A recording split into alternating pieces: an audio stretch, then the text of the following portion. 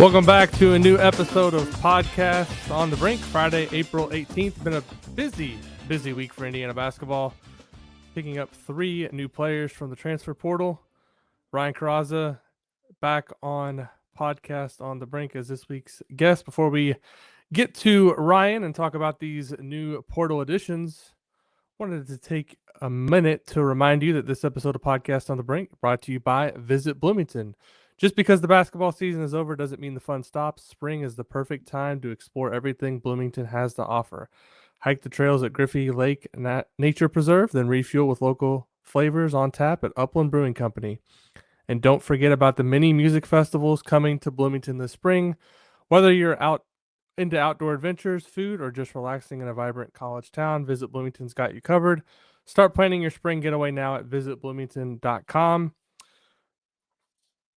Ryan, busy week on the portal front. Indiana picks up Lamar Wilkerson on, is it Tuesday afternoon? Then 2 commitments back to back. About, I think it was not like 9:20 on Wednesday night, and then the rare 11:26 p.m. on a Wednesday night transfer portal commitment happened. Luckily, I hadn't gone to sleep for the day and got that one up pretty quick on Inside the Hall, but. Just your overall reaction to this week, and now that we have a little bit more of a clear focus on this roster for Indiana basketball. I think there's 7 confirmed players now. We'll still wait to see what happens with Luke Goody, but 7 players on the roster. So slowly but surely getting there for Indiana basketball. Yeah, well, today's April 18th, and I believe that Darren DeVries was hired on March 18th. So it's only been 1 month on the job. Which I know in internet up to the minute trends these days or times these days, it sounds like, it's dog years type calculation or something. It's been a year, but it has only been a couple weeks.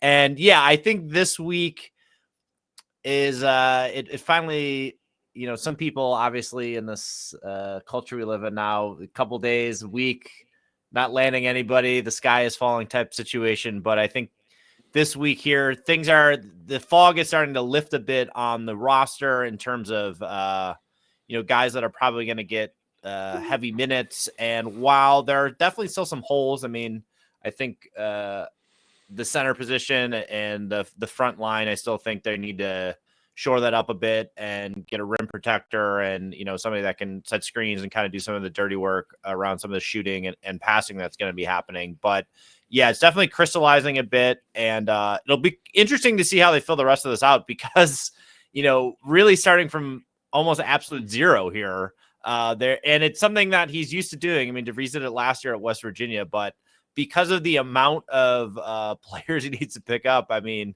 there certainly still could be a decent amount more names to drop here in the next couple of weeks. Yeah, I'll be interested to see kind of where the final roster number ends at, because typically you have 13 scholarship players on a college basketball team. Now the roster limits are expanding next season to 15.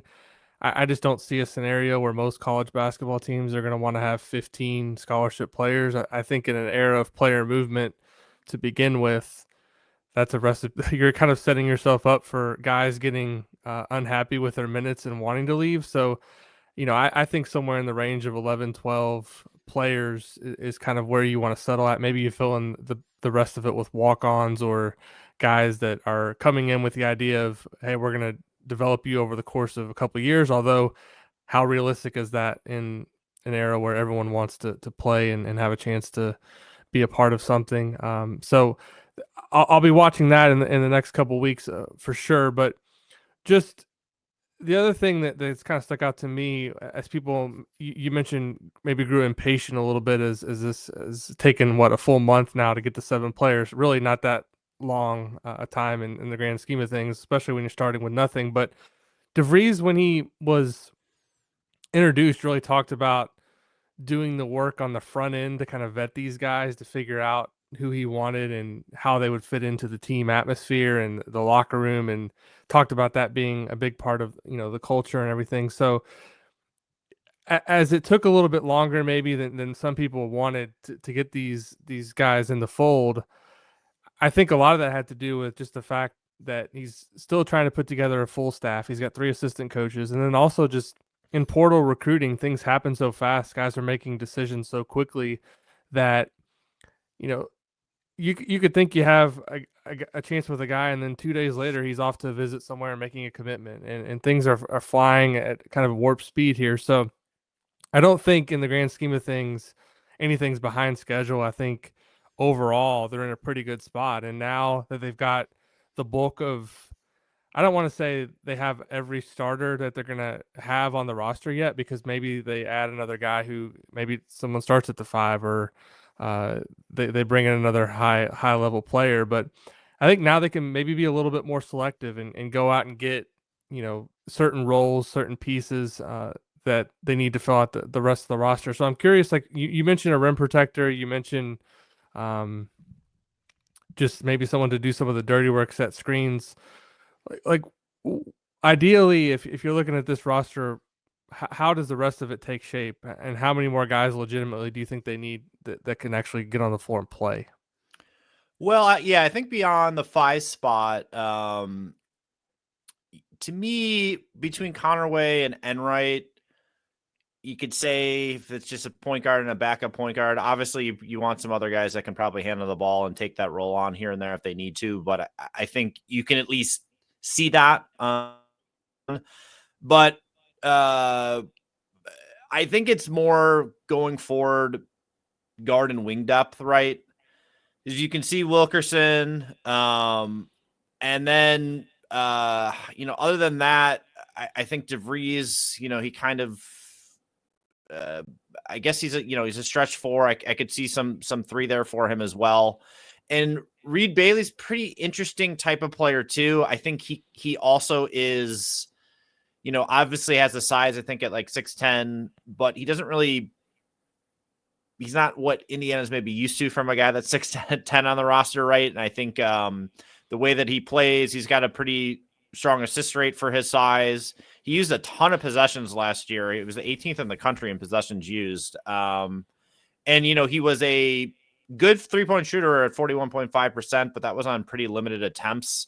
So again, I'm not quite sure where he fits in with, if, I could see him and DeVries both being on the floor, but does that mean that there's no 5 on the floor? Are they playing like the 3 and the 4, those two guys? Because I think he's such a good passer and can do so many different things that there can still be that spacing that I think this team is going to have a lot more than it was in the Woodson era.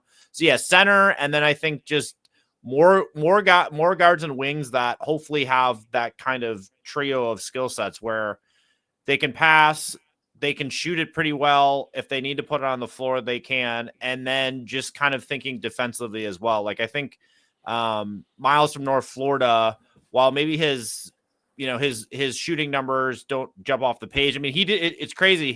He shot 224 threes last year, and Wilkerson shot 226. And I looked this up. I think Goody last year shot the most on Indiana, was 158. So, these guys got up, 60, 70 more threes than he did. And obviously North Florida, I think they were the highest three. They shot the most threes. From like a percentage wise or whatever amount of shots. So those two are like certainly very, very used to shooting a ton of threes and getting it up in that system. But I feel like Miles is the type of player too that Indiana has not really had much of in either this middle era of last eight years here or so, or 8 seasons between Archie Miller and Mike Woodson, where he's got some real length on the wing. And I think that that's good for defense. And I know people have been talking about, a little bit of how this team is being structured and the idea of, the SEC and some of the other top programs really having that length and athleticism at multiple positions, multiple guard and wings that can do multiple things with the ball.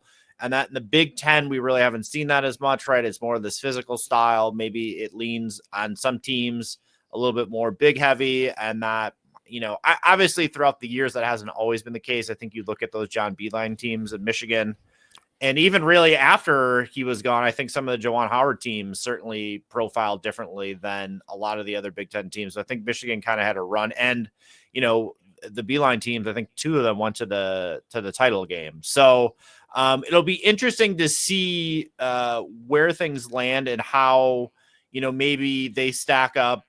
Maybe this team isn't built to win the Big Ten, so to speak, but is built to be a more competitive team overall in modern college basketball, which I think is an okay trade-off.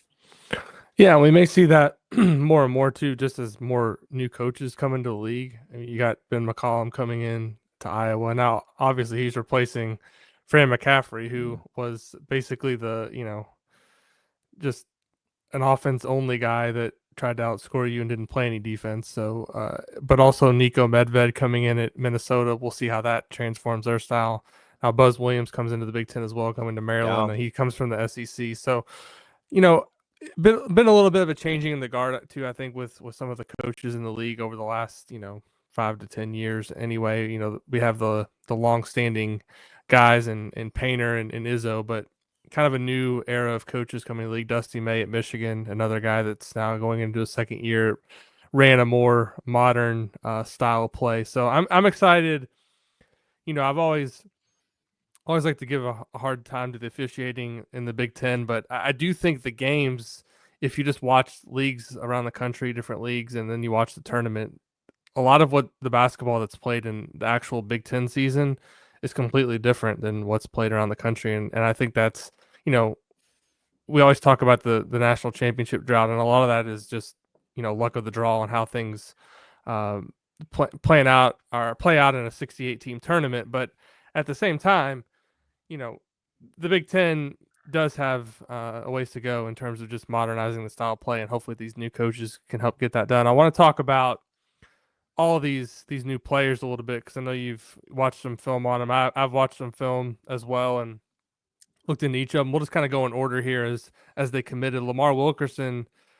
It was interesting because everyone thought with the Trilly Donovan gif that was dropped that he was destined to go to Indiana. I think that was over a week ago that came out, and then there was a bit of a time period where it was more uncertain. He set up visits to Indiana, then went to Kentucky, was scheduled to go to Auburn and Ole Miss originally, then he was just going to go to Auburn, then he was going to not go to either of those last two schools. So he visits Indiana, he visits Kentucky.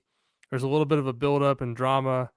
We see it's funny just how Indiana has handled these visits compared to other schools. Everything's kind of been really under the radar. And then at Kentucky, you see Lamar Wilkerson at Keeneland horse track, and he's out in the paddock with horses with Mark Pope, and all these pictures are all over the internet. Big horse guy Wilkerson is what they're saying. He's a big horse guy. I guess so. I mean, that worked last year for him with Amari Williams, the big guy that they got out of Drexel, one of their better players. They took him around over at Keeneland, and that was a big deal on social media. But just with Wilkerson, obviously we don't know what the NIL offers were from both schools and how that all came into it, but a big deal for Indiana to get his commitment over Kentucky because it showed that they were serious about landing one of the top players in the portal. And then you just watch the film and you talk about Miles is kind of different than what they've had. I mean, when was the last time Indiana had really a guard that could score from basically anywhere on the court consistently? It's been a while. So watching his film, he's not afraid to take the deep three. He can get into the lane. Just the volume of 3-pointers really impresses you. But more than that, it's the percentage that he shot. One of the top 3-point shooters in the country last year. So I'm just curious, when you watched him, I bet you were maybe a little bit excited at the prospect of doing some film sessions on a guy that could go off for 6, 7, 8 threes in a game. Yeah, beyond his numbers, the one thing that stuck out and I know he came into Assembly Hall last season and played as well, but he's bigger than I thought. He's 6'5", right? And to me, Right. I don't know, in my head, I'm thinking, there have been so many guards throughout the last couple of seasons in the guarantee games and, November, December that are coming into Assembly Hall that I feel like are all between 5'11" and 6'2", and the guys that have kind of been lighting up Assembly Hall when they've come in. But he's got some size to him too, which I think is just another good piece of the puzzle with his game. Another thing too, just looking at the volume of some of these guys, just comparatively, I said that he took 226 attempts. I think from X's and Joe's, Mike Weemuth has put out there that it's very rare that somebody's in the top 10%. They shot in his 3.4%. I think he's saying is in the top 10 of the country last year, but he was also in the top 50 in volume of threes that he took. And that's a pretty rare thing. Some years that doesn't even happen. And like the last decade, maybe there's just been a handful of guys that have done that. So that's a pretty impressive number as well. I think, it doesn't, got to the line 97 times last year and shot 82.5%. So a good free throw shooter, which isn't surprising as well because of how good he is as a three-point shooter. That usually correlates pretty strongly. And then, on those 226 attempts they took from three, I looked, Ballo all of last season. Now, again, he's a big man, maybe sometimes harder to get him a lot of shots and all that, but he took 252 total shots all last season, Ballo. So Wilkerson only took, about 25-ish less threes than Ballo took shots the entire season, which is which was an interesting one to see as well.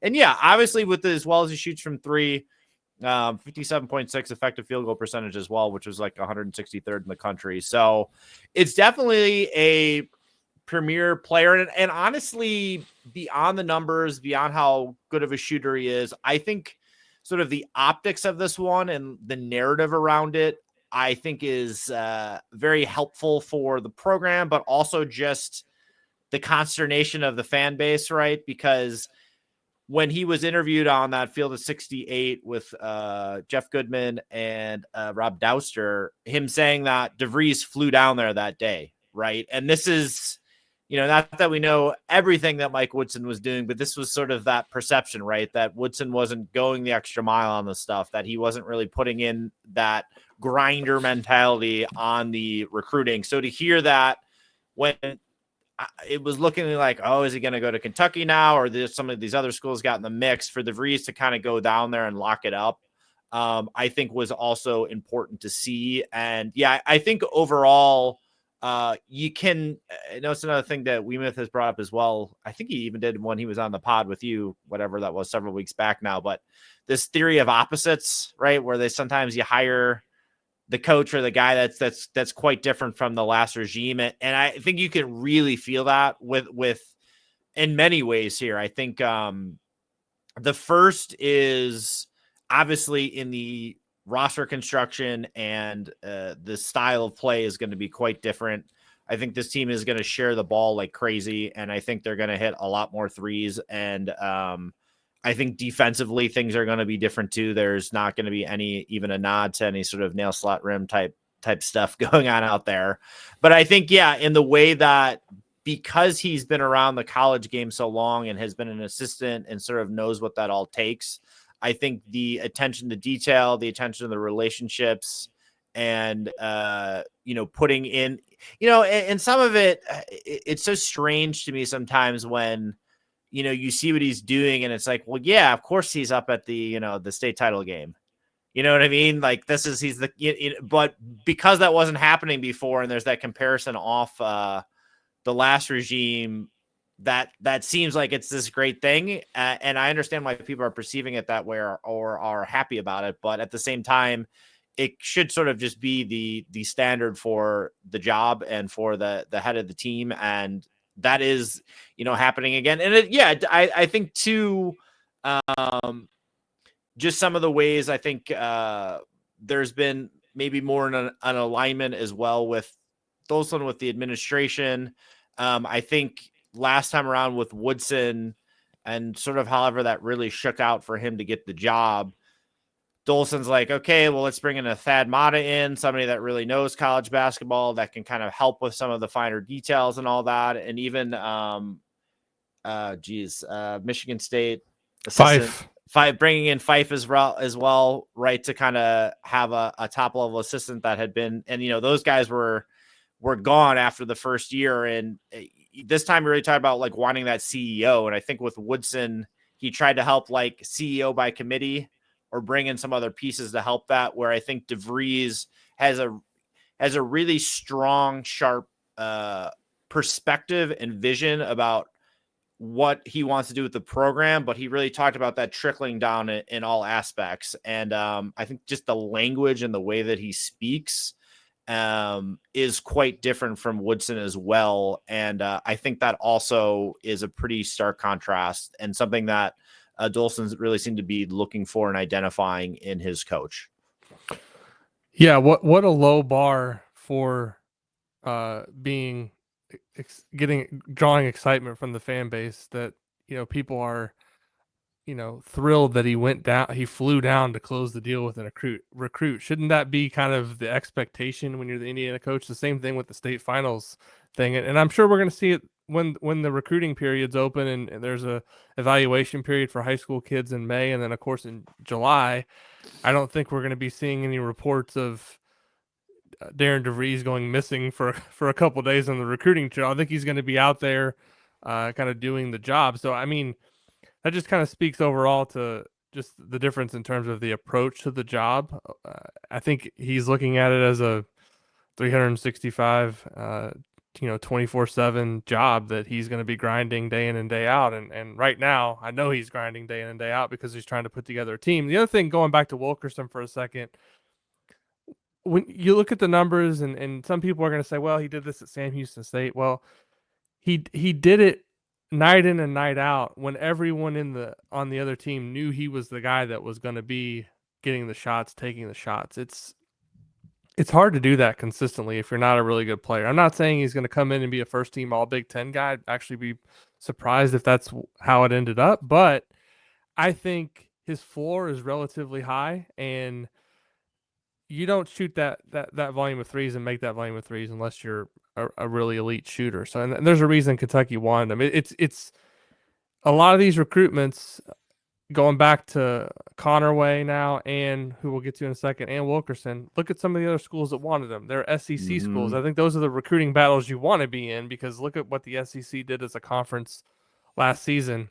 So the second commitment that Indiana got, Josiah Miles, that one kind of popped up early in the week that he was going to visit. Again, things are happening quickly in the portal. We hear a couple days before he's going to, I think heard Monday he's going to visit, starts a visit Tuesday, and then commits by Wednesday. So pretty quick timeline. We not sure how long things were going on in the background, but you mentioned him being a little bit unique in terms of what he can bring on the wing that Indiana hasn't had in the past. The other thing that's important here, and again, I think you only have to look at the next season right now when you're a coach, but he does have multiple years of eligibility left. I'm not sure long term that any college basketball coach wants to have to go out every year and fill a complete roster via the portal. I think you want to have a little bit of continuity. I'm not saying you can expect 9 or 10 guys back, but if you can have at least a handful of guys that you can count on after a season, that really gives you a leg up in terms of building your team. But watching Miles on film, not an explosive athlete, but he is long and he can finish plays at the rim with his length, and he can also make the 3-point shot. Took a really high volume, obviously not the same percentage as Wilkerson, but I think he's a guy that's likely going to come off the bench and give you some production there as a scorer off the bench. What stood out when you looked at his profile?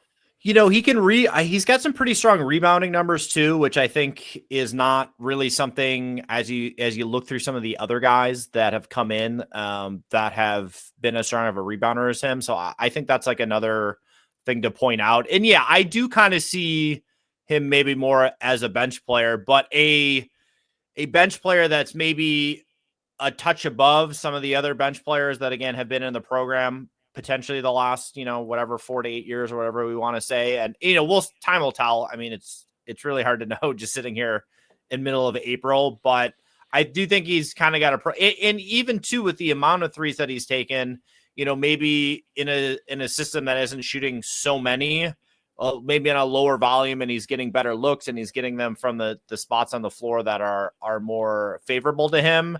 That might also potentially rise a bit. And then you maybe got another guy that's in the mid 30s and up on his game. But yeah, I think it's a multiple year guy, which, as you said, is super important, that can do a number of things, but maybe not do them at the level that some of the other guys they brought in, or at an elite level. And guess what? Not everyone on your roster is going to be able to do that. And there needs to be a bench and some backups too that can come off the bench and do a variety of things. So I think in that regard, that's kind of, and honestly, I think some of this too, and the way, DeVries, we think, is going about this, right, is identifying guys that maybe he thinks can really fit, or that he can elevate a bit, or he can really see where they plug in.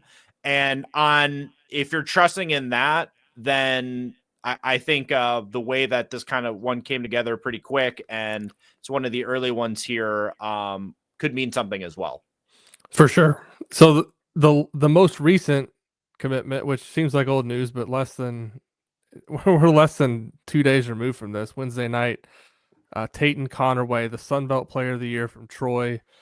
Some people who follow college basketball closely may have been familiar with him because Troy actually played Kentucky in the first round of the NCAA tournament. He's a guy that when you look at the numbers, he did a little bit of everything. He scored for his team, he rebounded the ball, he had a really good assist rate, he was third in the country in steals. And you look at his shot chart and maybe it doesn't stand out because he was the center of attention for his team. And I noted in his commitment story that he didn't have the best performances against the high major competition, but those teams I'm sure were pretty keyed in on slowing him down and limiting his effectiveness. And it's hard to really draw any huge conclusions from such a small sample size. But I think with him, the thing that stands out on film when I watched him going to the rim, just how crafty he was with his footwork, yeah, and how he finds his way into small spaces. The passing, I mean, if you haven't watched the scouting video that we have that's embedded in the commitment story, and you can also just find it on YouTube by typing in his name and scouting video, I think. But some of the assists that he had, I mean, he puts the ball like right where it needs to be, going into the lane. And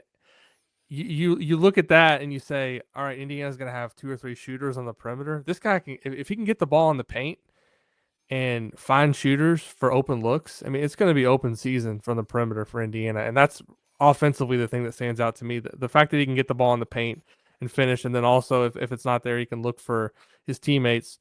And then defensively, to have 98 steals. Everyone talked about last season the impact that Chucky Hepburn had coming over to Louisville from a defensive perspective.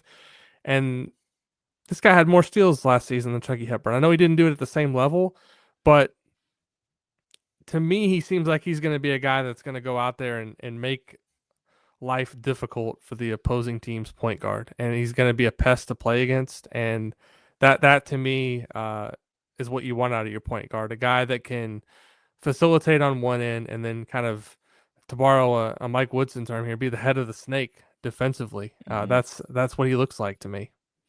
Totally agree. Crafty is the first word that came to mind when I watched this film as well.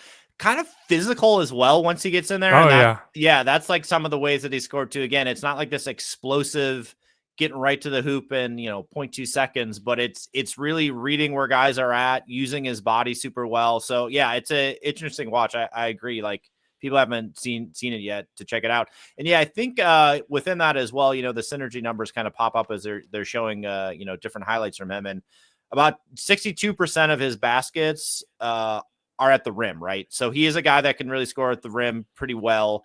Even if his overall his 3-point shooting, I think he's 27.6 from 3 on the year. But weirdly, and there's a number of guys on this roster that he hit. I think it was him. It's like 11 threes from like 25 feet or further. And there's like a couple guys on the roster that have come in now that hit deep threes. So that'll be interesting to see as well as the season progresses here. But yeah, I think that's what is almost best, is that it's a point guard that's two-way. And I think that's going to be super helpful for a lot of the reasons that you already laid out. And I'd like to, obviously, I'm sure because, Wilkerson was obviously in high demand, and, Conroy had some other teams after him and such. But when I look at, some of these players that are coming in, and again, it's easy to just project this stuff on, right? Okay, some of these guys came up from the JUCO ranks, and then they were, at lower level. Now they're at, the highest level of college basketball, which means, of course, they have to have like a chip on their shoulder. I mean, like Wilkerson kind of spoke to that in the interview he did with Field of 68. That's nothing's ever been given to him.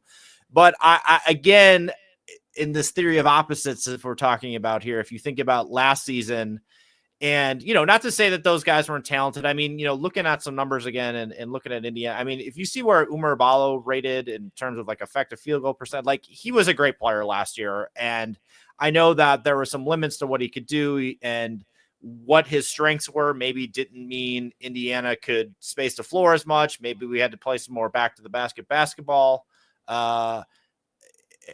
And all that kind of things that came with that type of player, but he was a really good player last season. And, I think Miles Rice got in a situation again where roster construction maybe didn't help him out much in terms of spacing. And I'm actually really interested to see Miles Rice at Maryland this year and to see if he can kind of regain his mojo, because I think he really lost confidence and all that. And so it'll be interesting to see kind of what happens with him on another roster. But I guess all this is to say, I think last year it seemed like it was high major guys that had high portal rankings that were brought in. And It's now almost it's almost like somebody just went in the portal rankings and said, let's get these guys. Maybe, yeah, yeah, potentially. But I to give maybe a little, I don't know, credit there. I guess I would say, like, Woodson is like, I realize we really need guards, but it's like, well, you brought in Rice, who I think really thrives with a ton of space and hitting the gaps, and he didn't have that. And Carlisle, just from an efficiency perspective, really kind of fell off a cliff this year. But you look at their numbers last year, and it was like, Rice or Carlisle wasn't like or excuse me, 2 seasons ago now at Stanford, he wasn't the most efficient player. And, a lot of the talk about that was, oh, well, he was asked to do so much as a freshman. They didn't really have a lot of good players. That's why he, but, and then I think with Rice too, although he was a decent 3-point shooter, I don't know what he finished, 32 or 33% maybe on the season.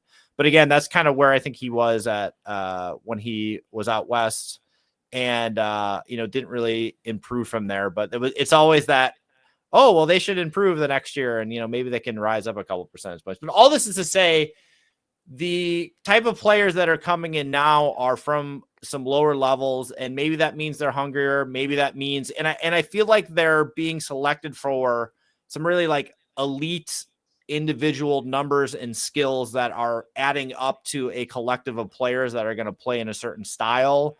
That's a little different than just we have the traditional big, we have the traditional point guard, right? And sort of all these older sort of dated ways of looking at how to set up a basketball team and how to, just have a roster. So it is interesting. And I wonder, I'm seeing, all this stuff going around now. I don't know who the hell reported this, but it's like, oh, there's 10 programs that have $10 million plus for NIL. Indiana is in there, but you look at the play. I'm sure, Wilkerson, did well, but I don't know if Moneyball is the right word, or like it's like we're like the Oklahoma City Thunder here, the way they're like constructing the roster. But it does almost seem like more really identifying players of value in terms of maybe they're perceived maybe like they're not as good because of the level that they're coming from, and really targeting that kind of a guy instead of, all right, here's the high major guy that's ranked high and we're going to throw a bag at him, right? Yeah, I mean, the other thing too about the high major transfers, I mean, the top of the top high major guys are likely going pro, the best. True. Because they're either good enough to go pro early, or they're older players in most cases that they're going to be going pro because they're out of eligibility. So, I mean, really, it's kind of the sweet spot right now in recruiting, because you don't want to load up with freshmen. I mean, Duke's been able to do it still, but they're getting like the top of the top. Sure. I mean, Cooper Flag and Knipple and the big guy that they got, those guys are the cream of the crop. I mean, Calipari did it a little bit last year again with Arkansas. You saw it took them a while though as the season went along to get those freshmen playing at their best. But I do think there's still some value in high school recruiting if you can get that 5-star type of player. But I think the other sweet spot I think is going to be being able to find kind of the under radar high school guy, get them in your program, and develop them over a course of a couple of years. And I think moving forward, I've been thinking about this a little bit. I think geography is going to play a pretty important piece in that because, and you can tell me if you think I'm crazy, but I think from like if you're recruiting a high school kid, if you get a kid from Indiana, I think it's probably easier to sell that kid on. All right, you're going to come to Indiana. You're not going to play. Maybe we'll see how this plays out with Trent Sisley, right? You're not going to play as much as a freshman, but we have this plan for 2 or 3 years. We're going to develop you, and by the time you're a sophomore, junior, you're going to be getting more minutes, and we want you to be one of our guys as a senior. I'm not sure that you can do that as easily with a guy from, say, California, because you bring them in, maybe they're homesick for a year, maybe they're like, well, I don't really have any tie to Indiana. Like this isn't a program that they just gave me the best NIL deal for the first year. But and then all of a sudden this guy comes in and, a school closer to home says, well, they played you 4 minutes a game.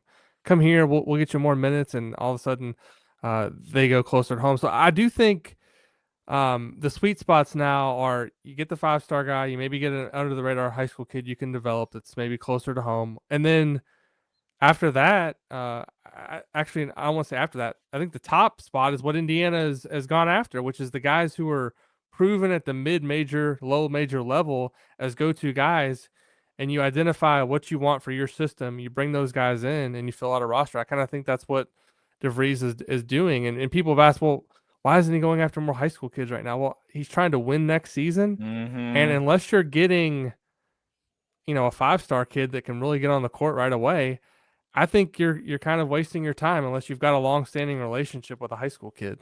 Yeah, I think the thing with what the poor and I feel like this year, and I know in a lot of ways it's still the Wild West, but there does seem to be like because we've all been swimming in the portal space a couple seasons now and have seen the fruit that it's either bearing or not bearing for teams and sort of how it's working. Getting experienced players, even if you only get them for a year, is really helpful because they're more mature. They played a ton of games. They know what they're doing. And that is a team full of that, even if it's for 1 year, I think is better than having a bunch of freshmen trying to figure it out, especially if they're not it's not Calipari's freshmen coming in or John Shire getting these freshmen in that are these super high level 5-star guys. So yeah, I and certainly next year, I do think that it's important that they're competitive right away, right? But really, that's the game kind of a lot of these coaches are playing now is, hey, I have the opportunity to go get experienced guys, and I don't have to wait 3 years for a guy to pop or 2 or 3 years or really not know what he's going to be at this level. I have film of 3 seasons. Some of these guys, 4 or 5 seasons. All these guys trying to get like the 6th, 7th, 8th year eligibility out there. It's insane. But when you got a 23, 24, in some cases this past season, you got a 23, 24-year-old kid that's played not a ton. Kid at this point. They're grown up.